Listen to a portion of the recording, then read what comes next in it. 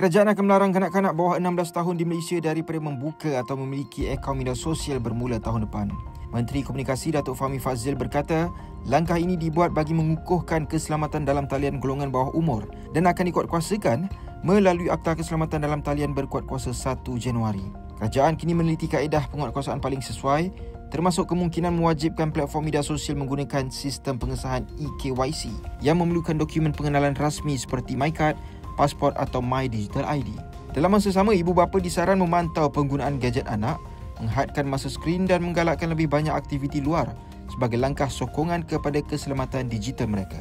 Punca kebanyakan penyakit adalah pengaliran darah yang tidak lancar seperti sakit kepala, sakit badan, lesu, penat, tangan dan kaki rasa kebas, sesak nafas dan banyak lagi. Kalau kita biarkan, dia boleh menyebabkan penyakit-penyakit darah tinggi, kencing manis, serangan jantung dan banyak lagi. Tasli Dancen melancarkan pengaliran darah. Ia dihasilkan dengan cara moden dan berkualiti. Tasli, teman kesihatan anda.